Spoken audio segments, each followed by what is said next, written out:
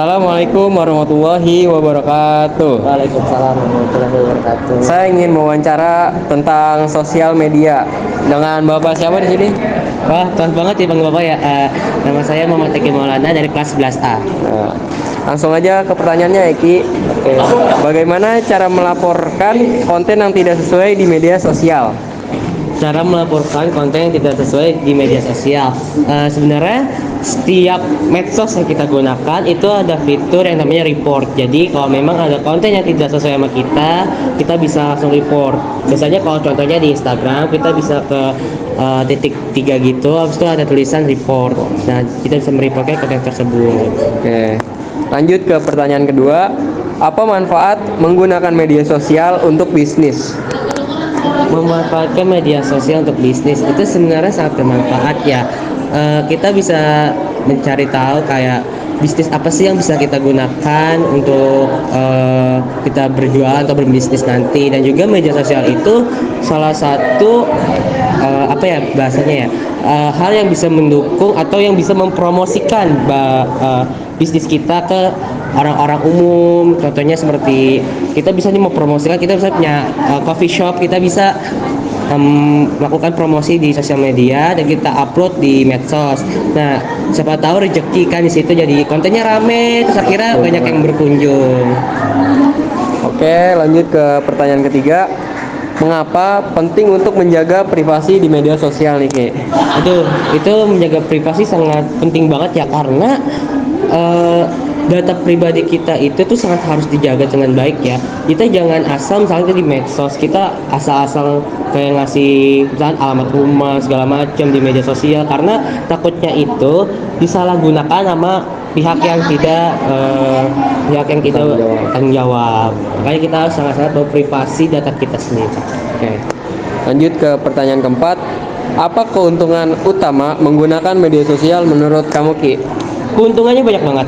Yang tadi yang sudah ditanyakan oleh Iki, yang sebagai bisnis, kita juga bisa mencari referensi untuk misalkan nih kita pelajar nih, kita bisa menggunakan medsos sebagai sumber belajar. Selain sumber belajar, kita juga bisa mencari tahu nih berita-berita apa sih yang lagi hits di kalangan kita, yang lagi viral nih topik-topiknya, kita bisa tahu dari situ juga. Oke. Lanjut ke pertanyaan terakhir. Bagaimana menurut kamu, Niki, mengelola waktu yang kamu habiskan di media sosial? Untuk mengelola itu sangat sulit untuk saya pribadi, karena saya itu pasti saya selalu buka medsos di waktu senang saya. Tapi kalau memang untuk membatasi untuk medsos, mungkin saya bakal membatasinya saya 4 jam tapi dijeda gitu.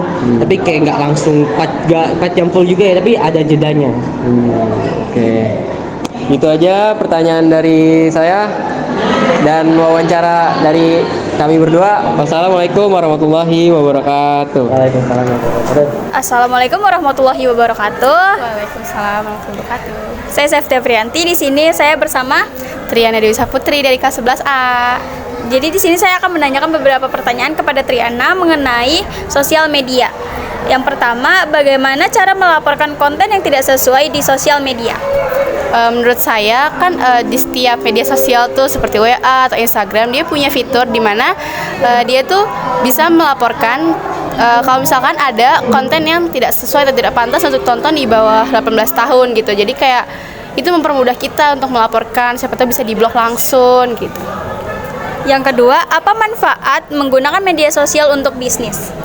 Untuk bisnis itu jadi kita lebih bisa dikenal dengan dengan masyarakat luas karena produk kita, atau misalkan kita buat apa kayak toko, misalkan toko gelang, dan itu kalau misalnya kita jual di online pastinya lebih gampang untuk dikenal atau dilihat dan pastinya untuk dibeli. Yang ketiga, mengapa penting untuk menjaga privasi di media sosial? Jadi di setiap sekarang ini pasti banyak kayak jejak digital, terus juga kita kan pasti punya hak pribadi ya, dimana hak pribadi itu kalau misalkan udah terkena jejak bakal susah untuk dihilangkan. Jadi setiap manusia tuh harus bisa menjaga privasi dia gitu.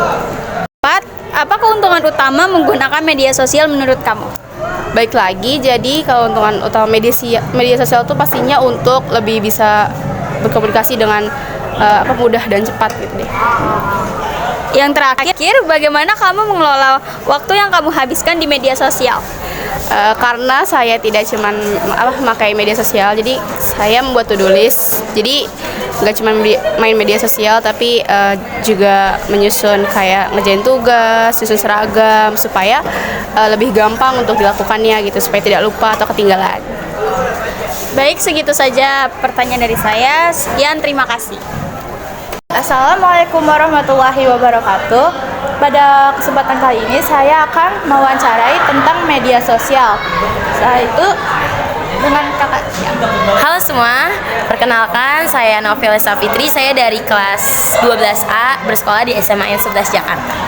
Oke, langsung ke pertanyaannya. Yang pertama, bagaimana cara melaporkan konten yang tidak sesuai di media sosial? Cara melaporkan atau Cara melaporkan konten yang tidak sesuai. cara melaporkan konten yang tidak sesuai. Mungkin kalau misalnya ada dua tipe ya, ada tipe untuk cara melaporkannya pelajar sama yang di luar pelajar. Mungkin kalau misalnya untuk pelajar yang kayak kita masih SMA, kalian kalau misalnya menemukan sesuatu hal di media sosial yang nggak senonoh sama apa yang nggak boleh dilihat, itu sebaiknya dilaporin ke BK. Dimana di sekolah kan udah disediakan bimbingan konseling yang untuk mengurus segala macam kayak misalnya pelanggaran di sekolah kayak gitu. Tapi kalau untuk di luar remaja atau di luar sekolah, itu bisa aja mungkin aku kurang tahu juga, mungkin di Indonesia punya tempat buat pengaduan itu sendiri, bisa aja kita sebut ke pihak berwajib ya tentang hal itu. Kalau misalnya emang itu hal yang udah parah banget, mungkin bisa aja kita laporin kayak pencemaran nama baik dan lain-lainnya. Oke, ke pertanyaan kedua, apa manfaat menggunakan media sosial untuk bisnis? Manfaat bermedia sosial untuk bisnis itu banyak banget sih. Aku kan sosiologi. Kalian tahu gak sih tentang perubahan sosial? Dimana perubahan sosial dulu itu orang-orang berjualan secara offline aja karena mereka nggak kenal sistem online. Dimana menurut aku kalau misalnya kita berbisnis melalui online itu tuh lebih menguntungkan. Dimana kalau misalnya Gen Z sekarang itu mungkin agak males buat keluar rumah, jadi mereka tuh lebih baik mesen, karena aku juga sukanya kayak gitu, langsung mesen dibandingkan keluar rumah panas. Nah itu tuh bisa menjadi manfaat buat pembisnis, buat menambah uang mereka atau keuntungan mereka. Jadi mereka nggak cuma mengandalkan sistem offline aja, tapi mereka juga bisa mengandalkan sistem online yang lebih menguntungkan dibandingkan offline. Lalu mengapa penting untuk menjaga privasi di media sosial? Privasi sebenarnya nggak cuma di media sosial sih kita harus menjaga privasi, entah itu di luar media sosial juga kita harus menjaga privasi. Apalagi kalau misalnya kalian sebagai remaja atau orang-orang yang senang banget mengulik-ngulik privasi orang, itu lebih baik enggak sih, karena menurut aku juga pasti ada undang-undangnya di Indonesia mengenai privasi, dimana kita harus menjaga privasi diri kita sendiri dan juga privasi orang lain. Itu penting banget supaya nggak ngebocorin data-data yang berbahaya. Oke, lanjut yang ke pertanyaan keempat. Apa keuntungan utama menggunakan media sosial menurut kakak? Wah, banyak banget sih kalau misalnya untuk media sosial. Yang pertama yang tadi yang ke poin kedua untuk bisnis, itu yang tadi aku sebutin, yang buat bisnis itu berguna buat berjualan dan lain-lainnya, yang dapat membuat kita dapat untung. Satu, buat bisnis. Yang kedua, buat remaja mungkin lebih mudah untuk mengakses informasi. Seperti yang kalian semua SMA Negeri 11 Jakarta itu udah menggunakan sistem online, di mana di SMA 11 Jakarta itu lebih menggunakan sistem CBT dibandingkan sistem kertas kan. Kalian UAS juga menggunakan sistem kertas, sistem HP, dimana kalau misalnya sistem HP itu dapat mempermudah kita buat menjawab soal. Jadi guru-guru juga nggak bisa ngoreksi satu-satu, udah langsung dari sistemnya juga udah ada dua. Terus yang ketiga juga menurut aku, kita kan kalau misalnya kurikulum merdeka itu lebih disarankan untuk lebih aktif atau lebih mencari sumber-sumber lain dari internet kayak gitu. Itu berguna banget ya kayak buat kurikulum merdeka. Jadi kita bisa mencari tahu ide atau informasi lainnya yang berguna, apalagi kalau misalnya sekarang apa-apa tuh menggunakan teknologi gitu. Yang pertanyaan terakhir ya, bagaimana kakak mengelola waktu yang kakak habiskan di media sosial? Mengelola waktu, kalau untuk aku sendiri mungkin bisa dikatakan aku nggak bisa manajemen waktu baik banget kalau soal medsos. Tapi kalian harus tahu di negara-negara maju seperti negara Jepang, negara Korea, mereka tuh membatasi anak-anak seusia di bawah 18 tahun atau seusia yang belum kerja itu untuk bermain HP atau menonton TV. Jadi mereka tuh di negara-negara maju membatasi. Jadi aku sering ngeliat di TV-TV kalau misalnya remaja-remaja di Korea itu tuh dia menggunakan waktunya untuk bermain sosial media itu hanya akhir pekan saja. Jadi kalau misalnya lagi sekolah, terus pokoknya lagi beraktivitas seperti di hari Senin sampai Jumat itu mereka nggak main HP. Mungkin emang main HP atau bermedsos, cuman nggak berlebihan kayak di Indonesia.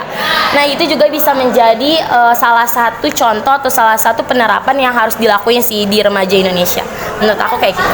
Manajemen waktu itu penting. Oke, segitu saja penerapan pertanyaan tentang media sosial. Sekian dari saya. Assalamualaikum warahmatullahi wabarakatuh. Semoga membantu. Selamat siang, di sini saya akan mewawancarai dengan siapa Kak? Nama saya Gazir Hamdi dari kelas 12F. Oke. Sini saya akan menanya 5 pertanyaan tentang sosial media Kak. Oke.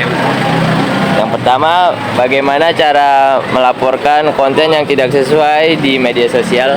Untuk melaporkan konten yang tidak sesuai di media sosial itu tentunya media sosial itu kan pasti ada tombol reportnya tertentu kan ya. Nah di situ pasti udah ada fitur report. Nanti kalian tinggal pencet aja report atau bahasa Indonesia itu laporkan. Nah alasan kalian tuh tidak sesuai dengan konten ini apa gitu. Bisa diklik. Itu biasanya ada penjelasannya lebih lanjut gitu. Yang kedua, apa manfaat menggunakan media sosial untuk bisnis? Kalau manfaat media sosial untuk bisnis tuh banyak ya, karena media sosial kan ajang kita dalam meningkatkan personal branding kita juga bisa mungkin kita mau cari job atau kerjaan dari media sosial juga banyak kan, dari status-status atau enggak postingan-postingan dari perusahaan tertentu gitu, atau enggak kalian bisa kerja dari rumah work from home. Yang ketiga, mengapa penting untuk menjaga privasi di media sosial? Penting ya untuk kita menjaga privasi di media sosial karena agar kita juga terhindar dari yang stalker gitu ataupun hacker yang ingin membobol akun media sosial kalian gitu.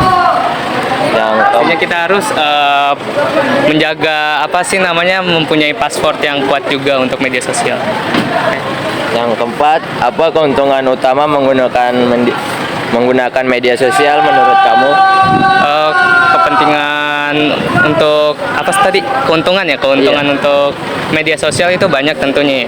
Kita juga bisa mencari tadi kerjaan atau mencari job-job yang ada di media sosial dan juga mungkin bisa kayak refreshing kita kan, melihat postingan-postingan yang lucu-lucu gitu maupun yang bermanfaat bagi kita juga bisa menambahkan wawasan dan ilmu pengetahuan kita juga di media sosial. Yang terakhir nih Kak, bagaimana kamu mengolah waktu yang kamu habiskan di media sosial? Tentunya kita harus mempunyai jadwal tertentu ya dalam menggunakan media sosial. Jangan setiap saat kita membuka media sosial ada di mana waktunya kita harus mengatur jadwal yang begitu padat ya. Ada yang kita harus belajar gitu kan ya. Jadi kita harus sehari itu minimal kayak jangan terlalu sering untuk memakai media sosial. Jadi gunakan media sosial juga yang bermanfaat, jangan dibuat yang aneh-aneh gitu. Sekian wawancara pada hari ini. Terima kasih.